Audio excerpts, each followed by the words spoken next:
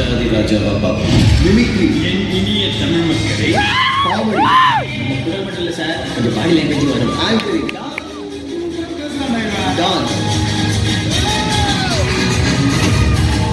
இந்த 4 பரிமாணங்களை நிரூபித்தவர் இப்போ வேற 4 பரிமாணங்கள் எடுத்திருக்காரு. என்னால முடியாதுன்னு யாராவது சொன்னா நீ நம்ப வேண்டியது அவங்களே இல்லை.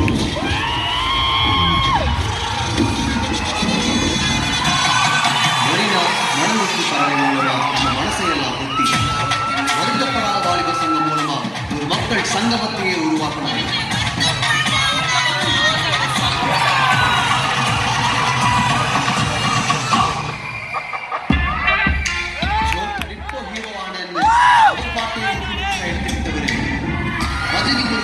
தலைவர் பேரையே தலைப்பா வச்சு சிறு சிறு பெருசு வரைக்கும் சில்லறைய சதுர வச்சு பார்க்க வச்சாரு.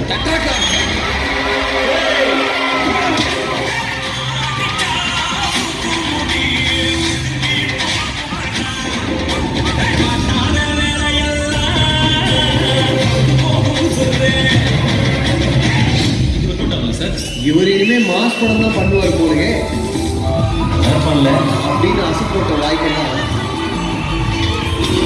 ரெஜினா போர்மானியா வந்து ஹார்ட் பீட்டை ஏற்றி கரைக்குள்ள இருந்த ஹீரோ அத்தனை பேருக்கும் டப்பு.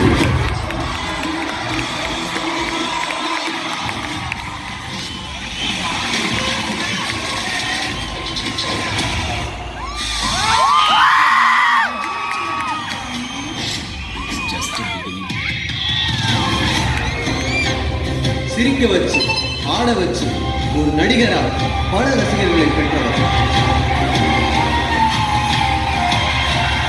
பாடல்கள் பாடி பாடகரா விசில்கள் வென்றவர்.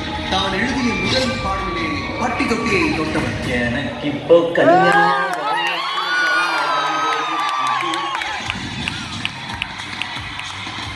தயாரிப்பாளராய் 4வது பரிமாணத்தில் முதல் முயற்சியிலே சதமளித்தார். இதுக்கே டென்ஷன் என்ன? இன்னும் பாருங்க, நிறைய இருந்துச்சு. நண்பனின் கனவை நிஜமாக்கி அது வெற்றியும் கண்டு பலருக்கும் நம்பிக்கை அளித்திருக்கும்.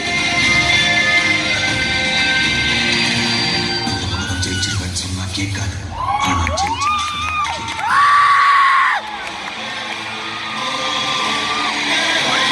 தயாரிப்பாளர் சிவகார்த்திகேயனின் இக்கனாவை கௌரவிப்பதில் பெருமை கொள்கிறது. கலாட்டா டெபியூ அவார்ட் 2018.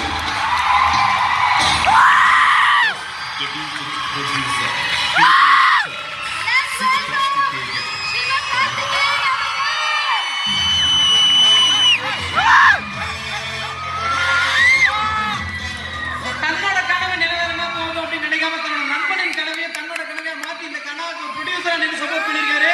சோ பலத்த கைதட்டல இருக்காக கொடுத்தாங்கனோ.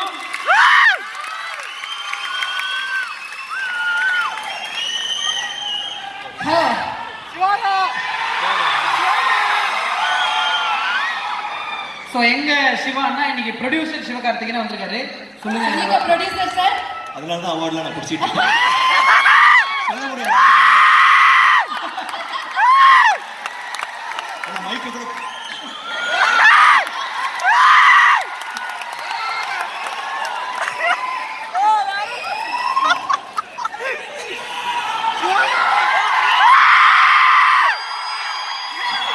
எல்லாருக்கும் பெரிய வணக்கம் அண்ட் ரொம்ப ரொம்ப பெரிய நன்றி. இந்த விருது எவ்வளவு சந்தோஷம் தருதோ அதை தாண்டி நீங்க அந்த ஏவி போடும்போது நீங்க கொடுத்த சத்தமும் கைத்தட்டலும் இன்னும் அதிகமான சந்தோஷம் எனக்கு தருது. ரொம்ப ரொம்ப அண்ட் இந்த அவார்டு இன்னும் ஸ்பெஷலா இருக்கு. ஏன்னா விக்ரம் சார் கையில இருந்து சார் நான் வச்சுக்கிறேன் சார் அது ஓகே. ஏன்னா இது மாதிரி ஒரு மேடையில் நான் ஏற்கனவே சொல்லியிருக்கேன், இதே மாதிரி ஒரு மேடையில் நான் அங்கே ஹோஸ்ட் பண்ணிட்டு இருக்கும்போது நீ இன்னும் நிறைய அவார்டு வாங்குவேன்னு சொல்லி சார் சொன்னாங்க. அது விளையாட்டாக சொல்ல ரொம்ப சீரியஸாக சொன்னாங்க சார். அவர் வாய் முகூர்த்தம் பலிச்சிருச்சுன்னு நினைக்கிறேன். இந்த மாதிரி நிறைய விருதுகளை நான் வாங்கிட்டு இருக்கேன். Thank you Vikram sir. அண்ட் நீங்கள் இருக்கும்போது அங்கே மேக்கப்லாம் போட்டு அதை பில்டப் பண்ணி காட்டுறாங்க சார். அந்த ரெமோவில் போட்டு கேட்டு சாரும் பெருந்தன்மையோட அப்படியே கேஷுவலா பார்த்துட்டு இருக்காரு. Thank you sir, thank you so much sir. And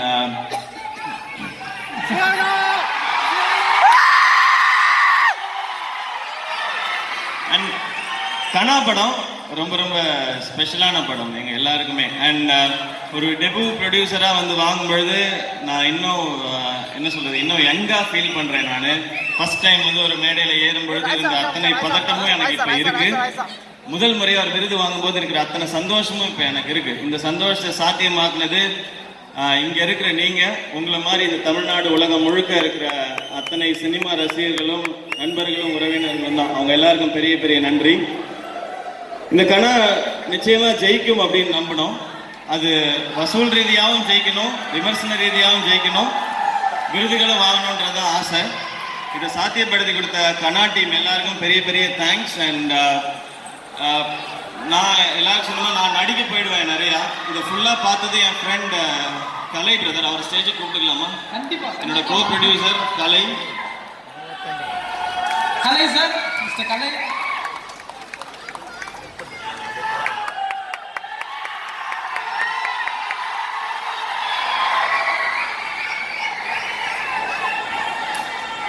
so Kalai brother ரொம்ப தேங்க்ஸ் உங்களுக்கும். அண்ட் இவர் தான் ஃபுல் படமும் ஒர்க் ஃபுல்லாக பார்த்துக்கிட்டாரு.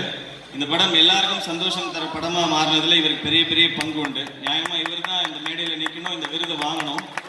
நான் என் பேரில் வாங்கிட்டேன். ஸோ அதுதான். ஸோ அருண்ராஜா தேங்க்ஸ்டா.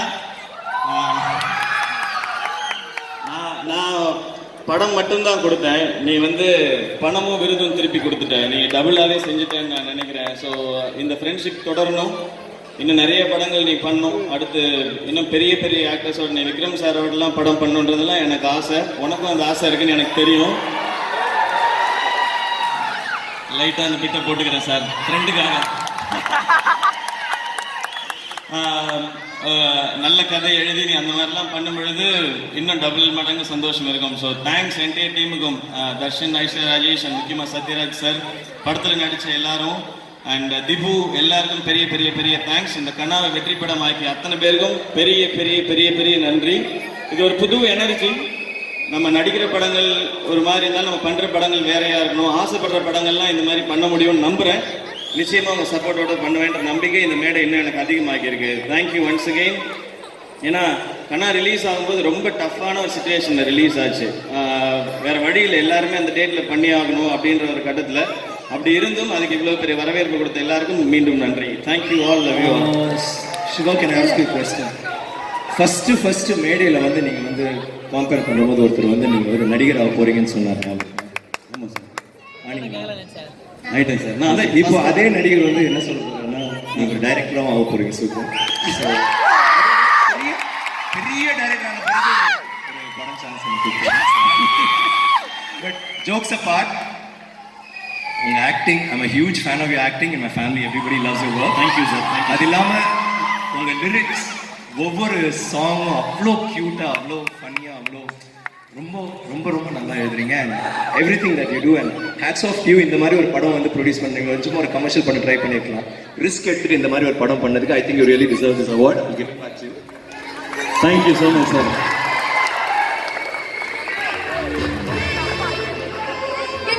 ரொம்ப ரொம்ப தேங்க்ஸ் சார். ஒரு நிமிஷம். மியூசிக்லாம் போட்டாங்கன்னா நாங்கள் கிளம்பணும்னு இருக்கோம். ஓகே. சொதப்பிட்டாங்க யாரும். யாரும் கூடும் முதல்ல கேட்கணும். சரி, அங்கேயே வந்துடுறோம் சார். அங்கேயே போயிடலாம் வாங்க.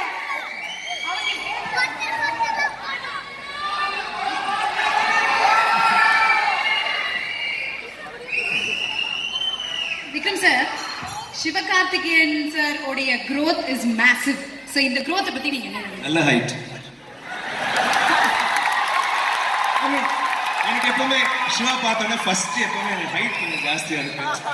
டிஸ்கவுண்ட் பண்ணி நினைப்பேன். வேற நெக்ஸ்ட்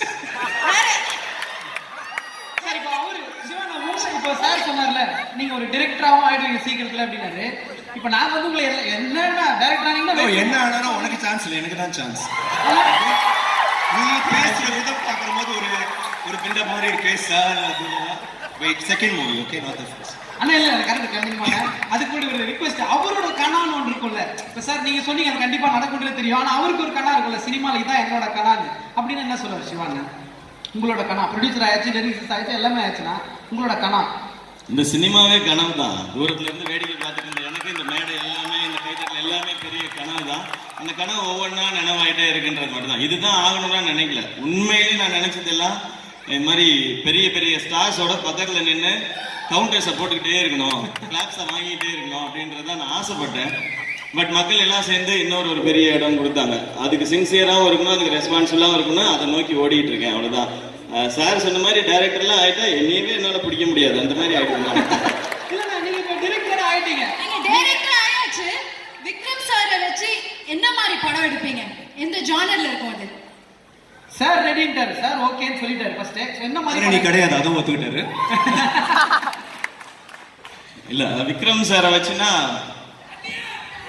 நிச்சயமா அது சிங்கிள் ஆக்டா இருக்காது. ஒன்று டபுள் ஆக்ஷன் இல்லை ட்ரிபிள் ஆக்ஷனாக தான் இருக்கும் அது கண்டிப்பா. ஏன்னா ஈஸியா வேலை ஈஸியாயிடும். சார்கிட்ட கொண்டு போய் சார் 3 லுக் நீங்களே ஃபிக்ஸ் பண்ணிக்கங்க சார்னா சாரே ஃபிக்ஸ் பண்ணுவாங்க. தேங்க்யூ. கதை எங்கேயாவது வேற படத்துல இருந்து பார்த்து எடுத்துக்கலாம், அது பிரச்சனை இல்லை. அது ஓகே. ஏன்னா ஸ்பாட்ல வேலை செய்யறது ரொம்ப ரொம்ப கஷ்டம். ஏன்னா டைரக்டர் ஆகுறதுன்றது ரொம்ப ரொம்ப கஷ்டம். இருக்கிறதுலே எது கஷ்டம்னு கேட்டா நான் ப்ரொடியூசரா இருக்கிறதும் டைரக்டரா இருக்கிறதும் தான் சொல்லுவேன். அதுவும் நான் பண்ணணும்னா என்னுடைய அறிவுக்கு எட்டினதுக்கு பண்ணணும்னா அது ரொம்ப ரொம்ப கஷ்டமான வேலை. அது சாரை வச்சுலாம் பண்ணணும்னா அது நிறைய எக்ஸ்பீரியன்ஸ் வேணும். அதை முடிச்சுட்டு இல்லை நான் இன்னும் ரொம்ப சீரியஸ் ஆன்சர் பண்றேன்னு நினைக்கிறேன். இல்ல அப்படி நடக்குதுங்க. சரி இப்போ அப்படியே போயிட்டே இருக்குங்க. 3 கெட்டப் ஃபிக்ஸ் பண்ணிடுங்க. 3 ஹீரோயின் யார் ஃபிக்ஸ் பண்ணுவீங்க as a director? அது சார் ஃபிக்ஸ் பண்ணி வச்சிருப்பாரு ஆல்ரெடி சார். பறவை முனியம்மா. அப்ப ஒரு கெட்டப்புக்கு வந்து பறவை முனியா ப்ளீஸ். ஒரு கெட்டப் 90 இயர்ஸ் சார். 90 வயசுல ஒரு கெட்டப். ஓகே அது பறவை முனியம்மா. Okay sir. சார் ஒரு ஹீரோயின் சொல்லிட்டீங்க, மீதி 2 இருக்காங்க சார். சின்ன கெட்டப் வந்து baby Sara. Baby Sara 12th standard student sir ஒரு கேரக்டர். அப்புறம் மீதினா டைரக்டர் தான் சொல்லுங்க. டைரக்டர் நீங்க வந்து ஒரு உணர்ச்சி வசப்பட்டு லாஸ்ட்ல ஒரு ஹீரோயின் மட்டும் தான் நீங்க ஃபிக்ஸ் பண்ணணும். அது வந்து உனக்கு விட்டுரும் பச்சஸ். உனக்கு யார் பிடிக்கும் சார்? இப்போ அந்த இக்கட்டான சூழ்நிலை இருக்கு, நீ யார் பிடிக்கும் உனக்கு ஹீரோயினா? எனக்கா? எல்லா பேரும் சொல்லிடாத, ஒரு பேர் சொல்லு. ஆமா நயன்தாரா. பாஸ். ஓகே. அப்படியே ப்ரொடியூசரே ஃபிக்ஸ் பண்ணி விட்டீங்கன்னா சத்யஜித் தியாகராஜன் சார் இருக்காரு, அப்படியே ஃபிக்ஸ் பண்ணி விட்டீங்கன்னா ஆளுக்கு ஒரு அட்வான்ஸ் வாங்கி செஞ்சு போறோம். இல்ல இல்ல இங்கேயே வந்து ஒரு மூமெண்ட்டை கிரியேட் பண்ணிடலாம். அதாவது இங்கேயே அந்த மூமெண்ட்டை கிரியேட் பண்ணிடலாம். நீங்க டைரக்டர் ஆறீங்க, அவர் ஆர்டிஸ்ட். சோ இங்கேயே ஆக்ஷன். நீங்க 2 பேர் நடிங்க, நாங்க அங்க நிக்கணும்.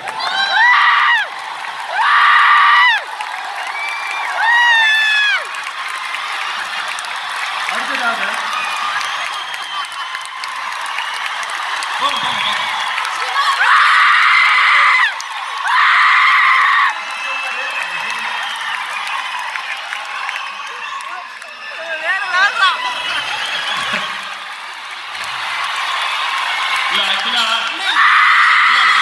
நான் என்ன ஃபீல்ட்ல இருக்கேன்னா கல்யாணத்துக்கு அப்புறம் 5 வருஷம் ஆகி பொண்ணு புகுந்த வீட்டுக்கு போகும்ல, அந்த ஃபீல்ட்ல இருக்கேன் இங்க நிற்கும் போது. நான் எங்க ஆரம்பிச்சீங்களோ அங்கேயே இருக்கீங்க. அண்ணா இந்த ஷோக்கும் பேமெண்ட் வராம போயிடுங்க. அவரு தானே ஹோஸ்ட் பண்ணாரு, நீ என்ன பண்ணான்னு கேட்டுருவானுங்கண்ணா. ஆனா வழக்கம் போல அது மட்டும் எல்லா இடத்துலயும் மாறல. இங்க இருந்து பேசுறவங்களுக்கு இங்க கேட்காது புரியாது, இங்க இருந்து பேசுறவங்களுக்கு அது புரியாது. உங்களுக்கு தெரியுதே இந்த கஷ்டம். இப்பயாவது மலையாளத்துல சொல்லுவாங்க பாறைன்னா ஆப்புன்னு, சொந்தம் பாறைன்னா நமக்கே ஆப்பு வச்சுக்கிறோம். அந்த மாதிரி ஓகே. இப்ப நீங்க 2 பேர் நடிச்சு காமிச்சு. ஆமா, நீங்க வந்து கேர்ள் ரோல் பண்ணோம், நீங்க வந்து ஆம்பளை விஷயம் பண்ணணும். ஏன்னா எல்லாரும் மாத்தி சிச்சுவேஷன் சொல்லுங்க. நீங்க வந்து ஹீரோயின் புரியலையா? இப்படிதான் எங்களுக்கு இருந்துச்சு. நீங்க வந்து விஜய் நீங்க வந்து ஷேவ் பண்ணாத ஒரு ஹீரோயின். Okay okay. நீங்க வந்து ஹீரோயின், அவங்க ஹீரோ. ஓகே. யார் படம் பாக்குறது? எல்லாம் கல் எடுத்து அடிப்பாங்கண்ணா. சிச்சுவேஷன் சொல்ல போற நடிங்க இப்போ. சரிண்ணா. சிச்சுவேஷன் வரியா? ஹீரோ ப்ரப்போஸ் பண்றாரு, ஹீரோயின் அதுக்கு ரியாக்ட் பண்ணோம். அவ்வளவுதான். என் படத்துல சீன்லாம் அப்படியே ஜென்ரலா ஒரு பேப்பர். ஆனா வெக்கத்தோட கிடையாது, அரையணும். முன்னாடி சாரி மாத்திக்கலாம். So sweet, thank you. இது பாருங்க, இது வந்து காமெடி படம். காமெடி இருந்தா எல்லாரும் சிரிக்கணும். அதுதான் நீங்க பண்ணிட்டீங்களா எங்களை நிக்க வச்சு. ஐயோ ஓகே. இப்ப எப்படி இருக்கு?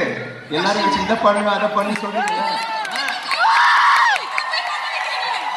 இந்த சிச்சுவேஷன்ல எனக்கு என்ன ரியாக்ட் பண்றேன்னு தெரியல சார். இதுதான் வேலையா நான் பார்த்துட்டு இதெல்லாம் உங்களுக்கு கனி வந்த கலை, எங்களை போய் பண்ண வைக்கிறீங்க. கஷ்டம் தான், கஷ்டம் சரி தான். எதையா ஒண்ணு பண்ணுமான்றாரு. Excuse me one check time ஆகுது ப்ளீஸ் பண்ணுவாங்க. இதுக்கு மேல இந்த படம் நீங்க ஓடாது சார், உங்க படம் தான் சார் ஓடும். Thank you sir, thank you.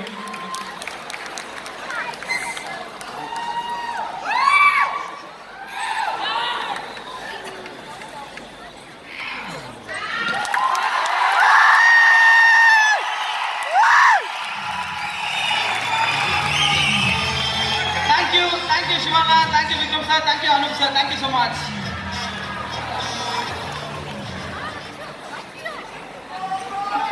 Vikram sir வந்து ஃபுல்லாவே என்டர்டெய்னிங் ஆக்கிட்டு போயிட்டாரு, நம்மளே கோர்த்து விட்டாரு. அதனால வச்சு செஞ்சுட்டாரு. ஆமா. அதனால அவசரப்பட்டு நடிக்கல, யாரும் பார்த்துக்க மாட்டாங்க. இப்போ இன்னொரு பியூட்டிஃபுல்லான ஒரு ஸ்டார் மெலடி கிங் அப்படின்னு சொன்னா ரொம்ப சோல்ஃபுல்லான சாங்ஸ் கொடுத்துட்டு இருக்காரு. பல பேரோட காலர்னா இன்னும் இவரோட பாட்டு தான் இருக்கும். தொடர்ந்து அவரோட பாடல்கள் தான் நம்ம கேட்டுட்டே இருப்போம். ஸோ அப்போதுல இருந்து இப்போ வரைக்கும் லவ் அப்படின்ற ஃபீல் வந்துச்சுன்னா இவர் பாட்டு இல்லாமல் இருக்கவே முடியாது.